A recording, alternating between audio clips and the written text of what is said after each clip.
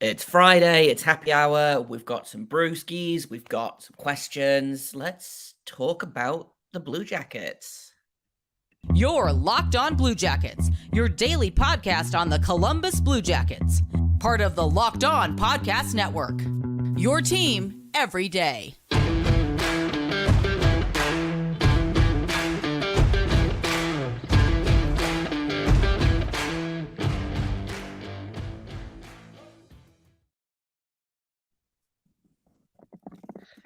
So, what do we want to talk about today? I was going to do a big fancy intro, and then I decided that I can't be bothered. So let's just get into it. I don't know, Jay. How are you doing, man? How are your vibes? You know, it's 11 o'clock over there. Yeah, it's getting pretty late. My vibes are pretty good. I got some snacks. I got my first road trip of the season coming up tomorrow. So excited to spend 8 hours on a bus. But apart from that, I'm doing okay. How is it in wonderful sunny Columbus? It's great. It is absolutely fantastic. It was a little chillier today, which was kind of nice, and now it's just a perfect, 70-something degrees outside. It's absolutely beautiful. I'm going to the Ohio State game tomorrow, so you know the vibes are going to be good down on campus. It's like Ohio State game days in Columbus are like the biggest like festival that you could think of. Like it's just everybody, half the city comes out for it and is gathered in a small area. So that's gonna be kind of fun. Yeah, that's pretty much it. That's my plan for the weekend. And then it's just kicking back and getting ready to watch Jackets hockey, which is coming next week. We got Traverse City rosters yesterday, and I'm sure we're gonna talk about that on Monday. But that was pretty exciting to see rosters and kind of get a feel of which rookies are going to be playing. 100%. We actually got a question along those lines, which is, if I can pull it up, our first question. Yeah, what are you most excited about with regards to the upcoming prospect tournament? And like, I feel like it's got to be Adam Fantilli, but that feels like cheating. That's too easy of an answer. So we have to pick something that's not Adam Fantilli to be excited about, which is luckily there's a ton of guys on this roster to be excited about. Yeah, I'm gonna pick Stanislav Svozil on this one because he's getting a lot of love recently.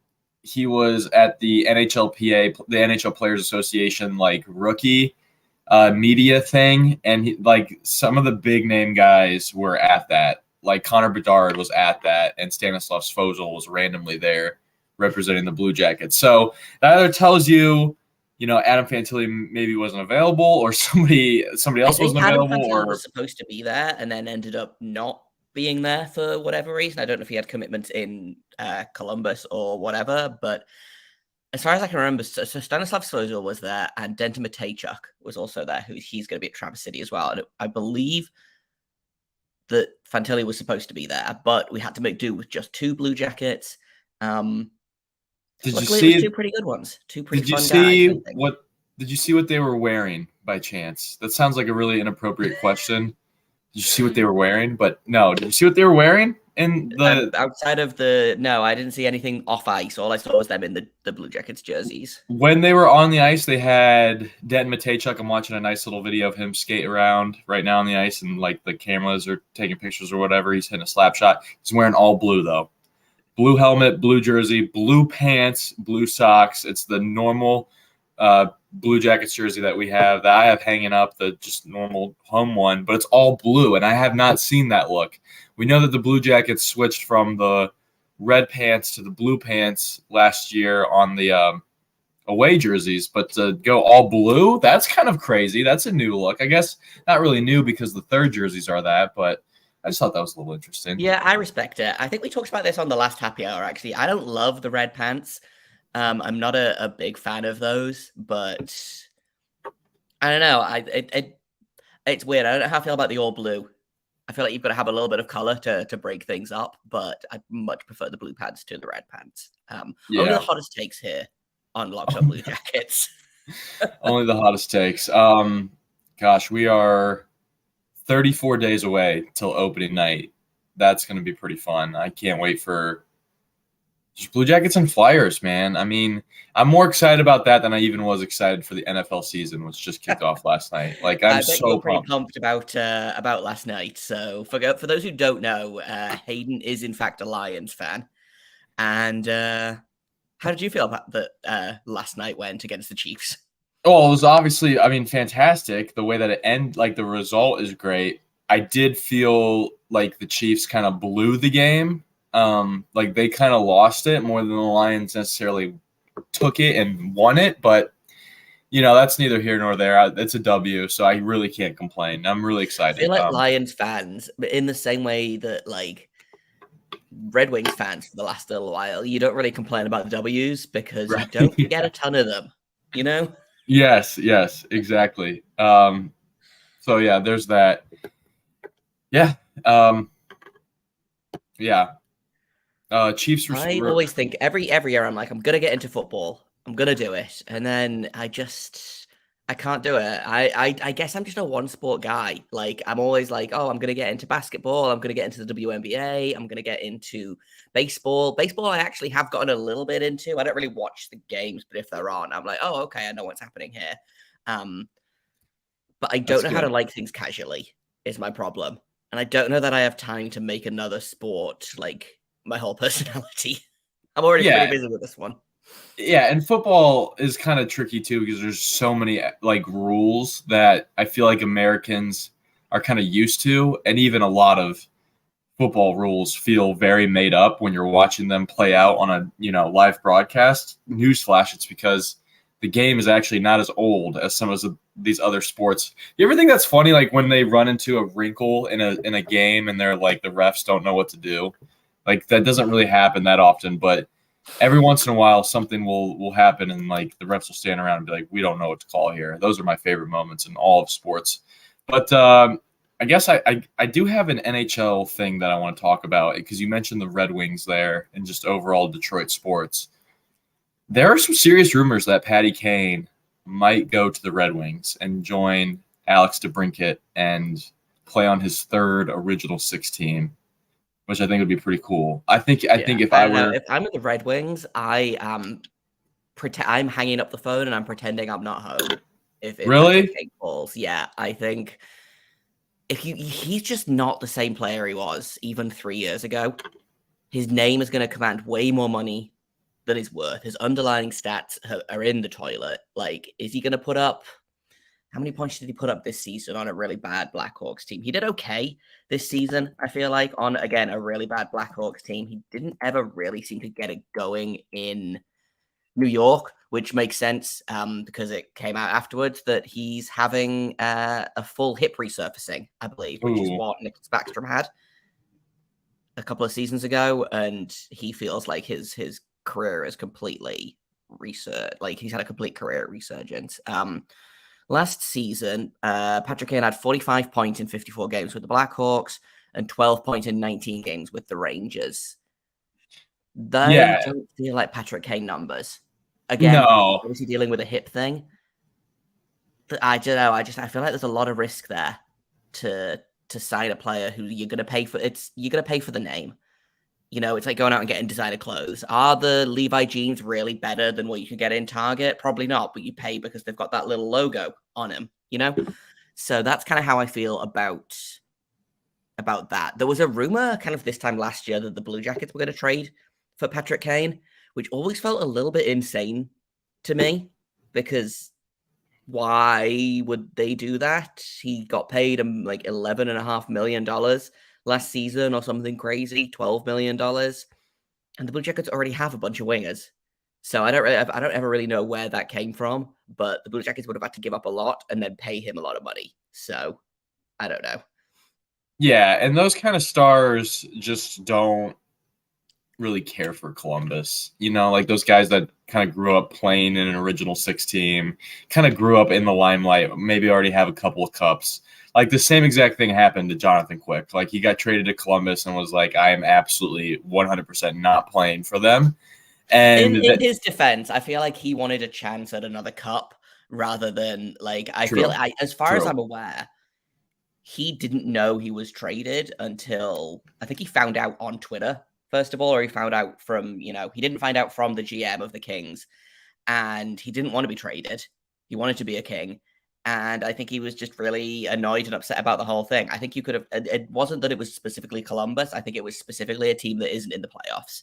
I think he wanted to be traded to, if he had to be traded, he wanted it to be to a contender, which I think is why Yamo was like, okay, let's make this happen. And did they get as much value in the Korpisalo Gavrikov trade as they could have done?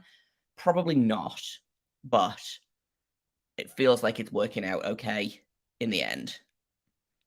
Yeah, I mean, essentially, I think, Korpisalo is going to be the bigger miss than Gavrikov, I feel like, and that's obvious. But Jonathan Quick didn't want to play here. That's why he obviously signed with the Rangers, a team much more, well, I guess outside perspective, media members feel like the Rangers are more ready to win a Stanley Cup. I don't know. Every time the year resets, Jay, I always feel like my Stanley Cup expectations for teams reset completely. I always feel like the Rangers are going to be bad because I look at the roster and then I'm like, there's no one really here that like really wows me. Obviously, Shesterkin is a great goalie. They've got good players. Adam Fox is a really good young defenseman. Artemi Panarin, obviously, just assist machine out there.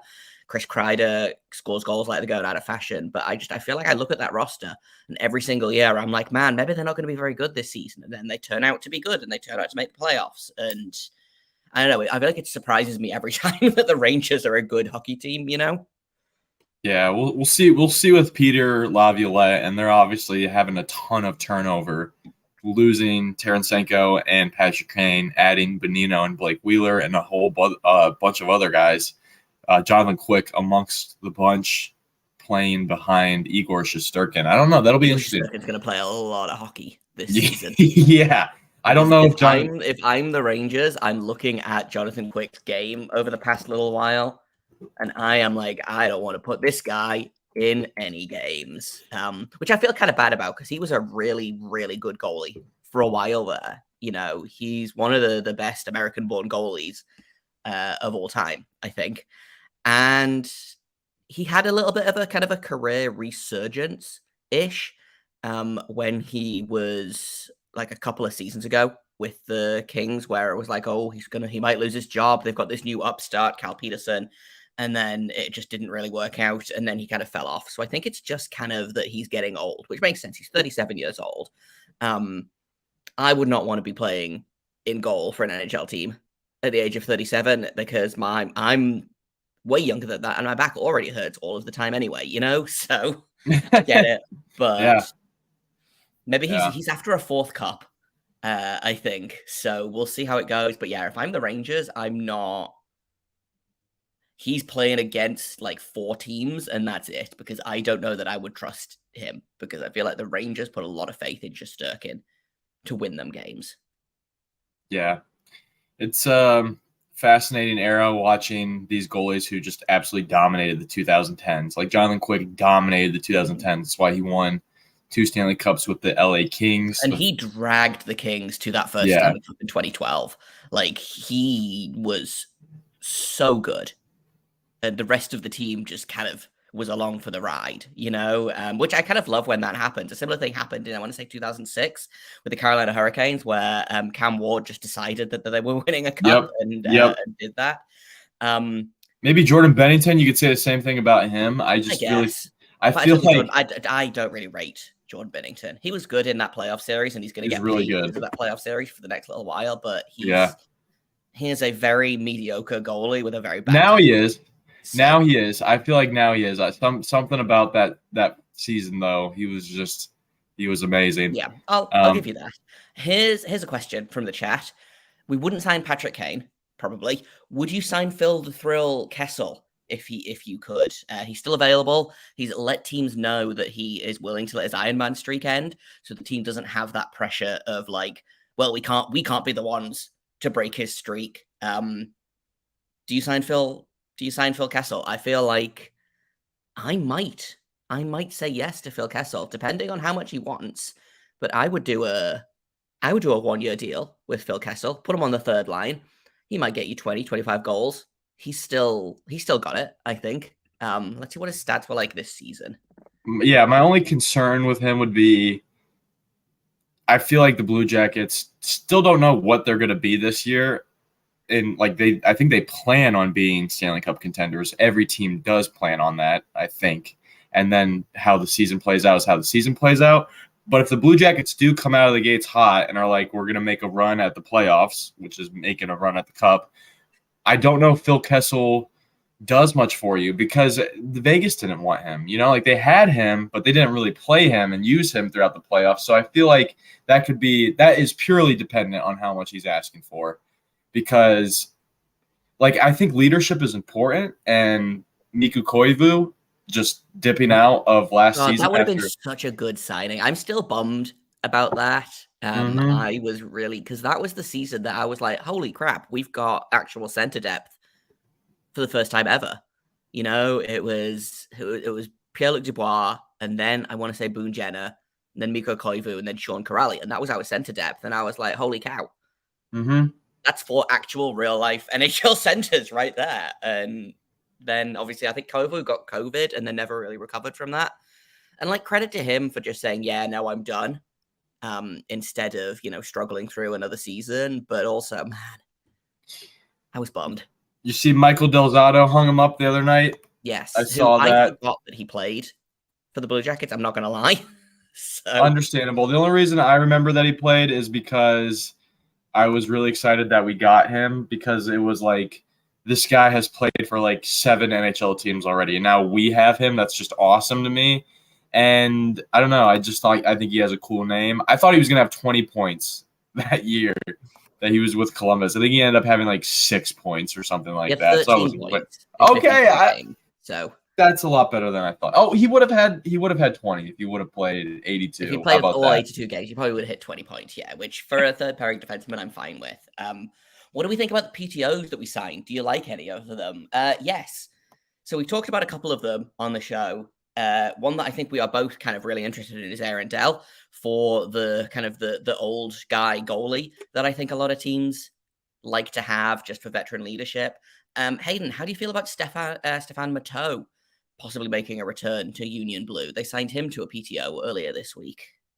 Yeah, he was a good player that the Blue Jackets had kind of in that Torts era that fit that great kind of fourth line role of just being a hard forecheck player and just seeing what you can create offensively. And I wouldn't hate adding him. It's just I just feel like the Blue Jackets are so stacked with their prospect pool that I'm like, I don't really know if I want to invest in this guy. I'd rather, see, Chinikov or even Bemstrom get much more of that time. Even Carson Meyer, I'd like to see him out there. There's so many other guys I'd like to that were interesting last year that I think deserve time on that fourth line. That I don't know if I'd want to add a player like him who's already had his stint here. No problem with signing him to a PTO. Obviously, I've said that before. I like Jarmo doing his due diligence, scanning everything that's out there, and making do with it. But yeah, no, I don't know. Be a solid pickup for the Monsters again, which is kind of what I've read about a lot of these guys. But in the 1920 season, he had 28 points in 50 games for the Monsters. His last season in North America was 21-22. He had 10 points in 20 games for the Eagles. And then he had 3 goals in 9 playoff games that year as well. So he's a guy that I think you put him in the same category as a Carson Meyer of you call him up and he'll be fine. Mm-hmm. But I'm not man, we need to get this guy on this team. Yeah. One guy that I'm excited about was defenseman Nicholas Milos. He is a former second-round draft pick to the Avs in 2015. He has been bouncing around. He went from the Avalanche to San Jose to Calgary, and now he's with the Blue Jackets. He's only 26 years old. Again, Blue Jackets are so stacked at defensemen, and even their prospects are looking pretty good that I don't know if there's really room for this guy. Yeah. But he has a cool name, and he kind of looks like Cale Makar. If you look him up, He He does a looks like little bit. Kevin Hart. I discovered that when we did the episode talking about him, and I was like, "Oh, you're not wrong." I love when guys just really randomly look like other guys. This is going to be a bit of a deep cut in terms of niche NHL guys. But there used to be a guy on the Sharks called Melker Karlsson, and he looked exactly like my college roommate to the point where, like, I didn't realize what he looked like until I went to a Sharks game and was like, "Oh, dang." That's literally my college roommate skating around out there, and it really threw me. We're not going to Traverse City, unfortunately, and we will be watching the games. They are going to stream them on BlueJackets.com, so we will be there. But we will be there in spirit, and we will be talking about it. But unfortunately, it's a little bit far for me to travel.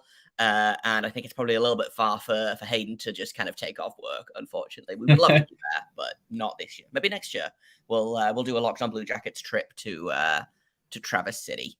I have something to say about Melker Karlsson because back in the day I used to play Chell a lot, and I remember it was like Chell 16 or 17, whatever. The one that had Tarasenko on the cover, and I was making an expansion franchise, and I was doing a draft, and I got Karlsson from the Sharks. And I remember thinking, like, "Oh, I'm totally winning the Stanley Cup." Like, I got Karlsson. Because you thought it was Erik Karlsson? And it was Melker Karlsson. I remember being like, "Who is this guy?" And then ended up winning the Stanley Cup in my fictional world with them. So nice. shout out Melker. I believe there was so when they were on the team at the same time, there was a point at which Erik Karlsson took a penalty, and then they sent Melker Karlsson to the box, which I always love when that happens. It's like the Sedins used to do that all the time. Of like one of them would. My favorite Sedin story is that time I think Henrik got chucked out of the face-off circle, and so he went to his brother, and they just kind of skated around each other for a little bit, and then Henrik went back to the face-off and got away with it. Because that's what happens when you play with your identical twin, which I think it's just so fun. That is good. We've got another question about Dell here. Do you think Aaron Dell will be in the AHL to start, or do you think he'll get the backup spot in the NHL? Well, he's got to make the team first, but I would love to see him be a backup in the NHL. Wouldn't hate to see Tarasov start off in Cleveland, keep stacking some games early, and then, maybe when Elvis plays bad or when Aaron Dell plays bad or when one of them get hurt, get Tarasov up there. Yeah, I think I wouldn't want Dell taking AHL starts, though. I want those kind of reserved for either Jet or Daniil. That's my take. It's tough because I feel kind of the same way, and I think he probably will if they sign him. I think he probably will start in the AHL. And a lot of AHL teams run 3 goalies anyway. That's what happened last year when he was with the Sharks. Is he split time with Iichu Makiniemi and Strauss Mann, which is another excellent goalie name in the Sharks organization. And so they rotated the 3 goalies. I could see that happening. But I agree. I would love Tarasov to get a full season as a starter in the AHL if they can swing that.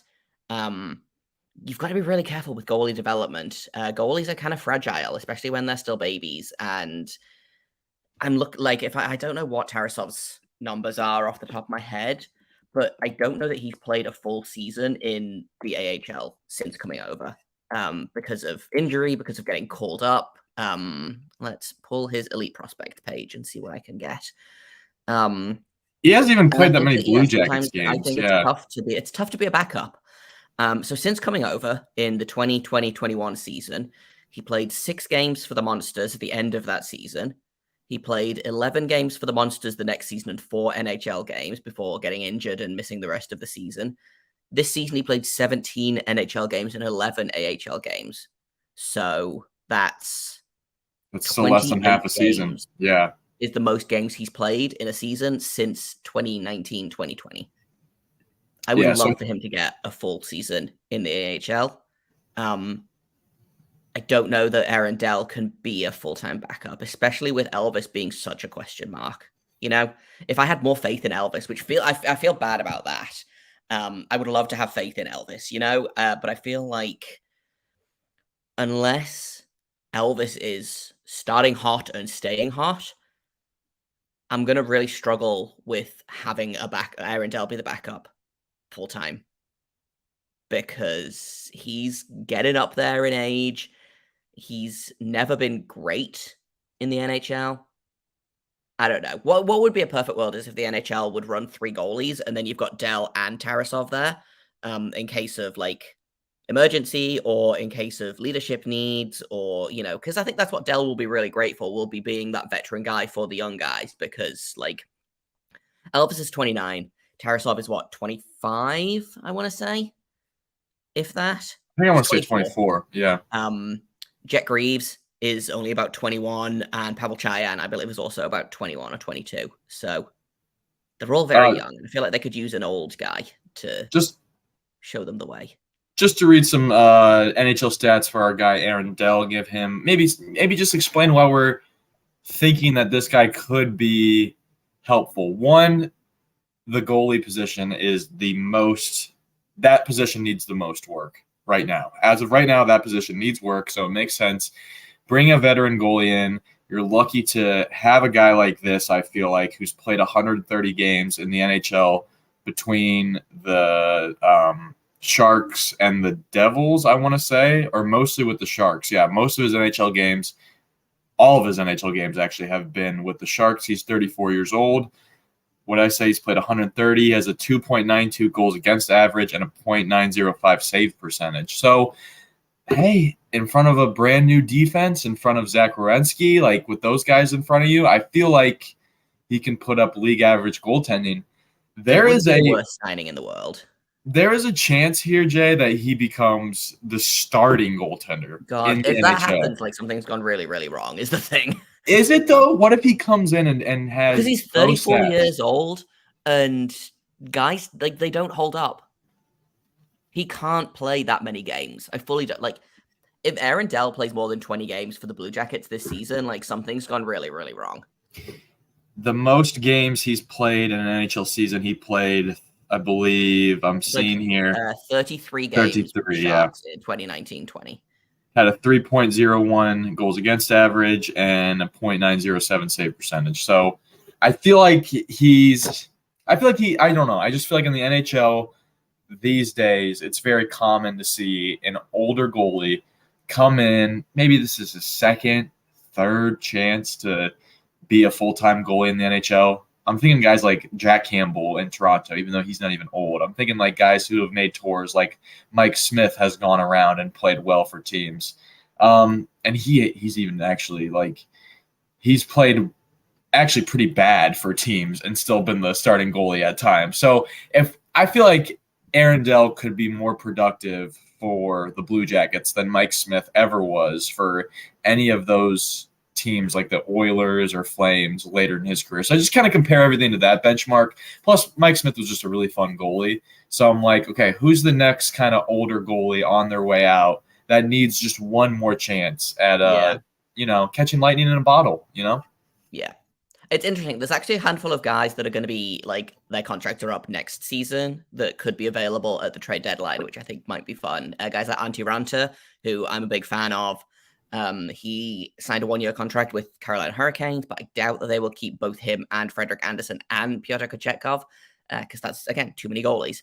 But I wonder if they're going to pick up a goalie at some point in the trade deadline, depending on whereabouts they are at in the standings. This was big kind of like Twitter rumor news. And I don't know how people even figure this out. Like, it perplexes me every time that this happens. It happens for NFL players all the time. But people are like, oh, Carter Hart unfollowed the Flyers, took the Flyers out of his bio and blocked and put his account on private.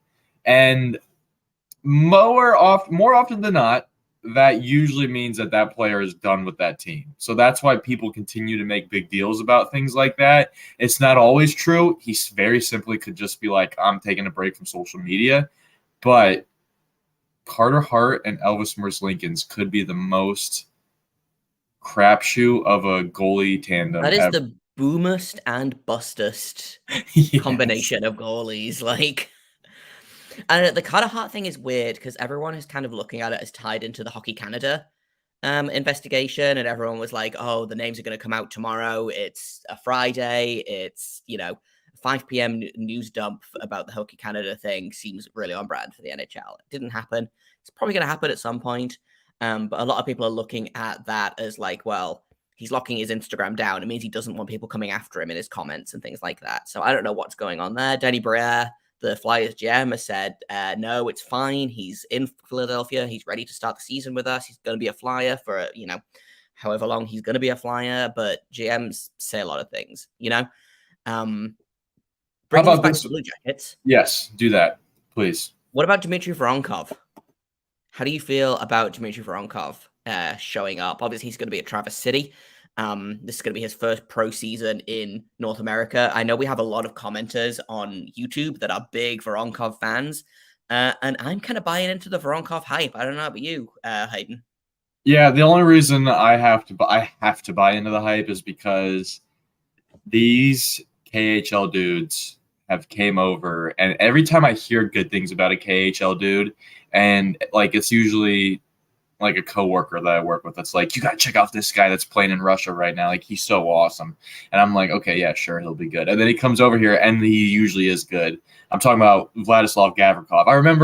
I remember his name today, but of course, like when he was playing in the KHL and the Jackets were trying to make a push for the playoffs, I believe it was that first year where Torts got his team in, which was like 2016, 2017 against the Pens.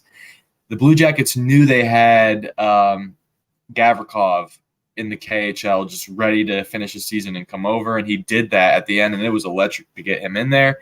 Kirill Marchenko has obviously been amazing. Igor Chinikov has been not quite the reach that Yarmo kind of went for, but you kind of see where the potential could still be with him. So yes, I believe all these guys that come over from the KHL are ready to play. And Voronkov had some pretty good stats. He was point a game this past 2 years in the KHL, having 51 points in 54 games with AK Bars Kazan. Oh, no, those are his penalty minutes. He had 31 points in 54 games, which thank you is honestly, like, for a 22-year-old, 21 at the start of the season is really good numbers in the KHL. Like, you're seeing at the minute, I don't know if you've seen the Matvei Michkov stuff that's coming out of SKA St. Petersburg. 7th overall pick, Matvei Michkov, really, really exciting player. A lot of people think he could be as good as Connor Bedard. Healthy scratch. In the first 4 games of the KHL season, he's been healthy scratched 3 times, and in the one game that he played 6.5 minutes. Ivan Demidov is kind of in the same boat. He's a guy they're looking at as a potential first overall pick next season, and they're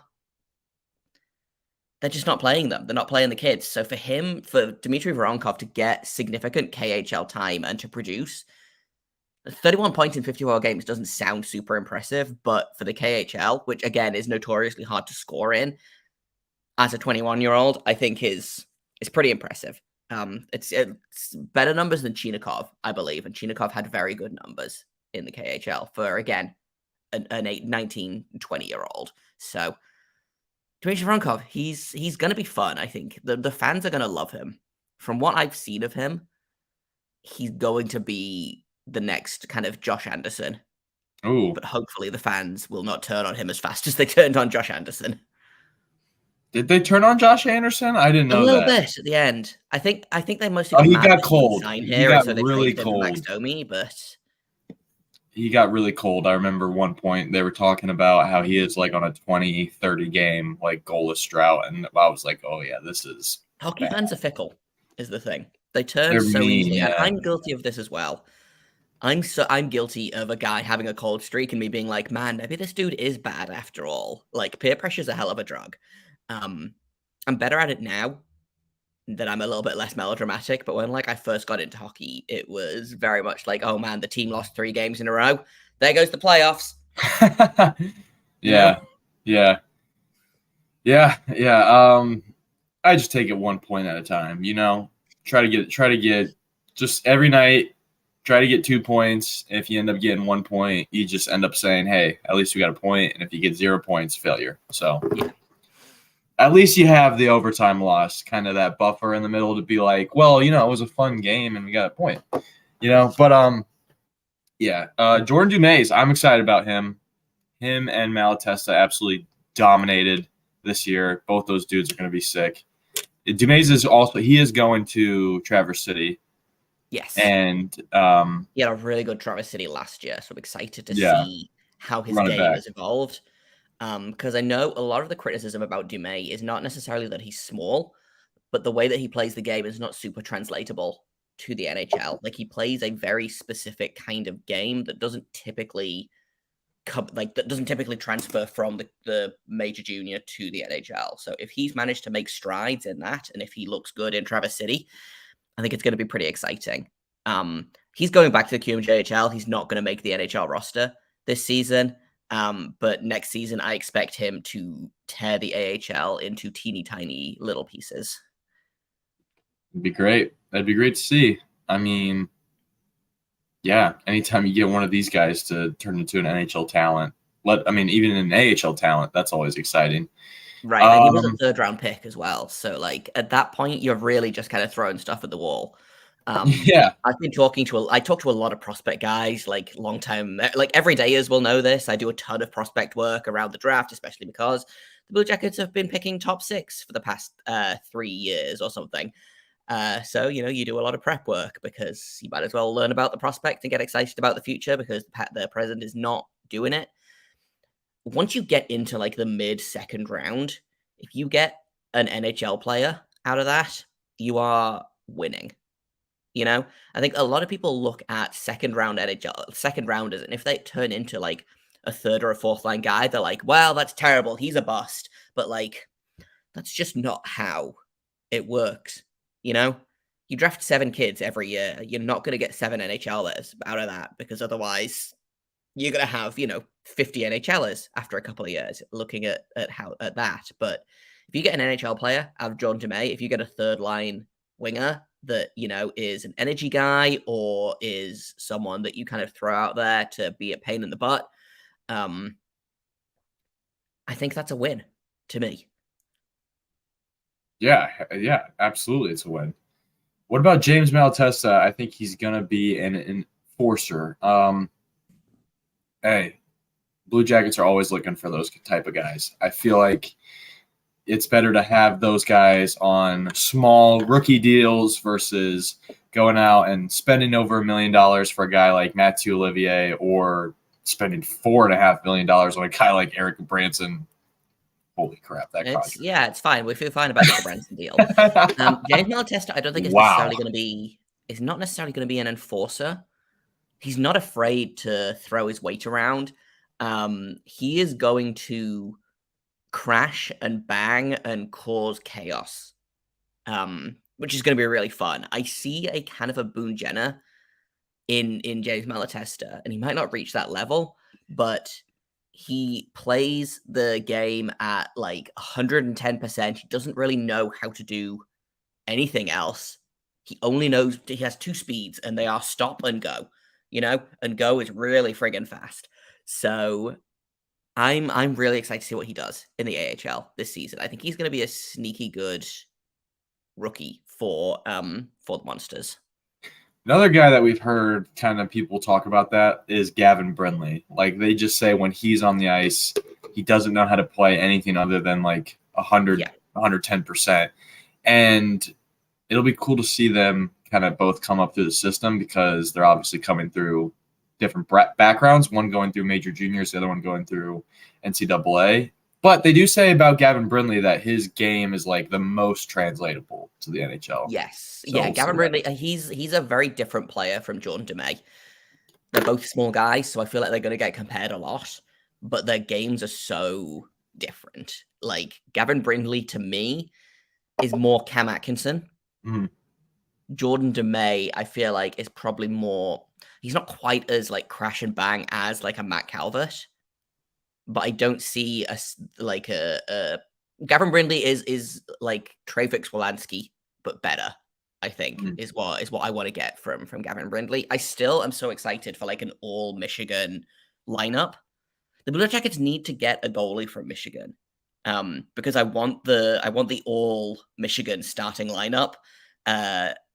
Maybe on one of the times where the Blue Jackets have a game the same day as a Michigan Buckeyes game. I think that would be fun. For me, a person who doesn't really care about either school, I always think it's fun. One of my favorite things is, so my best friend went to OSU, and so I spent a bunch of time on the OSU campus between like 2015 and 2018. And what I realized is that someone had gone around and put like electrical tape over every single M on every single sign. Yeah, And I was that's the like, "What's thing they going on?" do. And my friend was like, "Yeah, they don't like the Michigan's in town." So college sports, man, it's such a Yeah, different world. it is. It's wild. Well, Ohio State has the largest college football fan base in the country, so they're just I know. I rabid and accidentally crazy. wore a Minnesota Golden Gophers shirt on campus and got a lot of dirty looks. And I'm This not is sorry just so about it, stupid. but So stupid. I mean, I'm an Ohio State fan. I have given my fair share of trash talk to people from other Big Ten schools that wear things like that. And now that I'm older, I don't understand the logic. Like, why did I do that? There was no reason to walk around and be just an absolute lot of words I want to use, but I don't know that are safe to a me. butthead. Yeah, butthead. There you go, a butthead. Yes, that's what I was, and that's who people are that do stuff like that. Yeah. So, how about some of these polls that I've been throwing out there? I think we've been having some fun with that. I feel like people's answers have been very interesting. I was kind of shocked to see that everybody thinks the Penguins are still our like number one I mean, they've rival. got to be. You know, they just don't 'cause of- get those playoff series. They're the closest. Whenever Pittsburgh's in town, nationwide is full of Penguins fans, which I hate. yeah, It still feels very much so Hunter, who hosts Locked On Penguins, loves to call it a big brother, little brother relationship. that's And he's just not mean. wrong, but it does make me angry every time he says it. Because one day we're going to be the big brother. Are we? Because Pittsburgh's just going to they're going to keep getting older. You know, they've got but they have Letang for another 7 years. They've got Malkin for another 4 years, Crosby for another 2, Eric Carlson for another 4, and he's the youngest of those guys at 33 years old. The Blue They Jackets have are what, 5 really, cups? really young. They have 5 cups as a franchise, and they've been around since like the 70s playing in the NHL. It's just Pittsburgh sports and their success just frustrate me to no new end. Like it's unbelievable. I think the Blackhawks rivalry will actually be pretty solid because, for one, the Blackhawks have a former Blue Jackets player coaching their team, Luke Richardson. They have Nick Foligno on their team now too, and they stole Connor Bedard from us. It still hurts me in my heart that Nick Foligno is a Chicago Blackhawk. Connor Bedard is going to be the most well-mentored, well-fathered child in the NHL this season. Nick Foligno is going to take him on so many car rides. He's going to adopt him. Yeah, he'll probably adopt him. That's a good point. Yeah. I miss Nicky Flangs. He was just the best. You know, he was the ultimate good vibes guy. He was. I miss him. I'm sad that my jersey of his is cursed, but I still miss him. I'm glad he's still kicking it out there in Chicago. And honestly, the more that I look at their team, the more that I think they could be sneaky interesting. Oh, and they also have Seth Jones, who's a former Blue Jacket as well. I would never forget him, of course. I still want him to have a resurgence in his career. I think Jay and I, just as a sneak peek behind the curtain, we plan on doing at some point a 2026 Olympic rosters preview.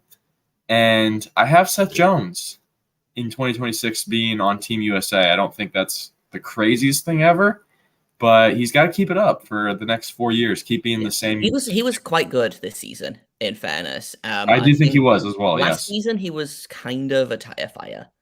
And I think a lot of Blackhawks fans were like ready to burn the UC down about it, because if you look at what they gave up for Seth Jones, up to and not including David Jiricek, who was a result of the Seth Jones trade. But he was quite good this year. He played like a number one defenseman. His underlying stats were pretty good. Despite playing on a garbage team, he put up a decent amount of points. I'll be interested to see.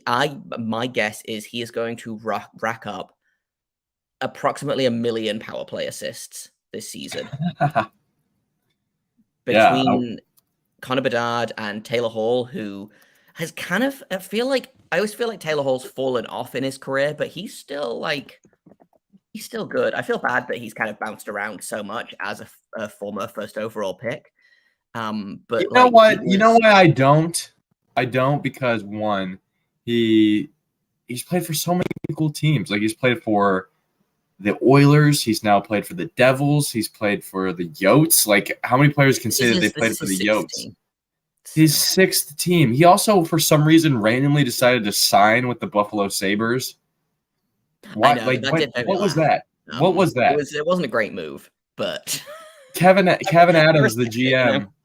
Kevin Adams, of the GM of the Buffalo Sabres at the time, I remember they released like a documentary about the signing of Taylor Hall. Like that this was going to be that he had just opened a gateway to that had a path that led straight to the Stanley Cup. Like that's what Taylor Hall brought their franchise. And then he was gone in 1 year. I mean, he won the Hart Trophy the season before that, I believe. So like very soon before that, yes, with the Devils he did, yes.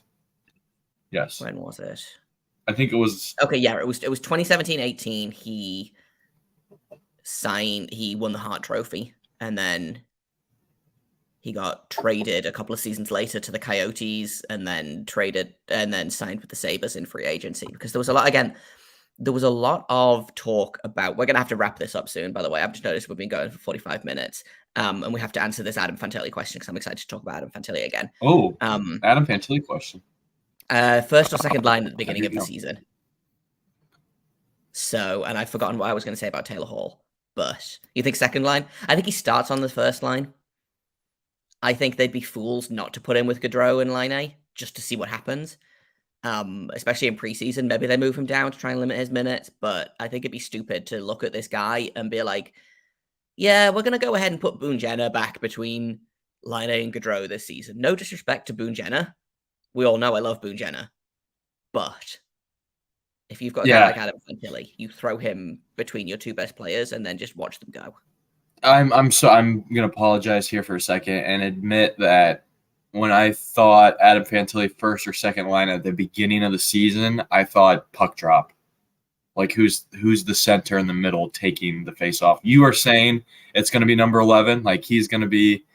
That's what you know how that doesn't really matter. Like who is starting on the first line lineup isn't necessarily like that's not the first line of the night. Like Vegas before they won the Stanley Cup this past year, they had all the OG Vegas Golden Knights players out there, which was a really cool nice little nod. Yeah, and like guys, if they're in the hometown, then guys get to start, which is cool. Yeah. Listen, Fantilli. Yeah, I feel like it's a no-brainer. He should be with Gaudreau and Line A to start. But also, who knows? Who knows? I just feel like the way Babcock and the way that he handles young people, he will not be just giving the keys to Fantilli right away. That's just my vibe that I get. But again, it's probably not an incorrect vibe. But I still think I don't know if they don't immediately because they're the best three for my money. They're the best three players on the team. Like maybe you put Marchenko up on that top line with Gaudreau and Fantilli, but I don't know. We'll see. We'll see very soon because training camp starts in like 13 days. I was just gonna say if Fantilli's not playing with Gaudreau and Line A, that means he's playing with Ken Johnson, which is true. Kent Johnson, Adam Fantilli, and Kirill Marchenko. Sign me the heck up for that. Yeah, I will drink to that one. That sounds fun. This is the thing. Like, there's not really. If you look at the top four wingers that the Blue Jackets have, and so if we go ahead and say that's Kent Johnson, Kirill Marchenko, Johnny Gaudreau, and Patrick Laine, there's not a bad combination there to put Fantilli with, in my opinion. Do you want like Johnson and Laine and Fantilli? I'm about it. Marchenko, Gaudreau, Fantilli? I'm about it. Johnson, Gaudreau, Fantilli, I'm about it. There's all these different combinations. I don't think there's a bad one there. I might have said the same combination twice. How about Bemstrom, Fantilli, Olivier? I feel I definitely feel a way about that. I don't think it's a positive way. I was trying to come up with one line that Just you the just would weirdest, absolutely hate. yeah. Yeah. That Yeah, you'd put be Adam like, Fantilli on the fourth line and make him grind for the first 60 games and see how that does. oh, I'm I'm sure not that mad will. about Cole Sillinger, I promise. Hey, let's go, Cole. It's time to have a bounce back He's year. gonna A have a good number season. I change. believe in him. A number change for Um, him, right? I can't remember what he changed to. I believe it might have been. he's wearing number 4 now. Yeah, he's so, wearing number 4, so that could be huge. That Yeah. could be really big. in honor of. In fact, I believe that's because of Taylor Hall. Really? Yeah, so we watched Taylor Hall when he was growing up and loved, and like that was one of his favorite players. Which, because I'm the same age as Taylor Hall, made me feel about 1,000,000 years old, thinking that if Cole Sillinger was watching him play in the NHL when he was a kid, I was like, well, I have to retire immediately. Yeah. Not from hockey, just like in general. I think probably we Ooh. should wrap it up now. We've been going for about 50 Yes. minutes. It's almost midnight here. And like I said at the start of the show, before everyone showed up, I have to go sit on a bus for 4 hours tomorrow morning because it's my hockey team's first away game of the season. So Let's go Dragons. we are driving the entire length of Wales. To the coast? No, so we're on the border of Wales at the minute, and we're driving all the way down the border to a city that is kind of still in England, but at the very bottom of Wales. So Cool. Well, take your Dramamine with you. You know, yes, you're gonna need that. That's a big key to success for my wife on long trips. So I don't personally need it, I've got my but headphones charged. I've got my snacks. It's going to be great. yes. Thanks, Thank you, Elk. Elk. You Yeah. were really awesome. Thanks for participating in the chat. Shout out to Li Yankee King. Shout out to Brandon McNeil and TC. I'm not sure if you're still here, but Good luck at Tartan welcome you Fields guys this back. week. TC. I have not played that course. It looks very nice, though. I know people that have played it. That is a very nice course. Enjoy yourself. Is that golf, I assume? Yeah, it's a golf course. Yep. Mhm. Another sport I just don't understand, but maybe one day when I am retired. But yeah, thanks for hanging out, guys. Hit subscribe if you stumbled in here and want to know more about the Blue Jackets.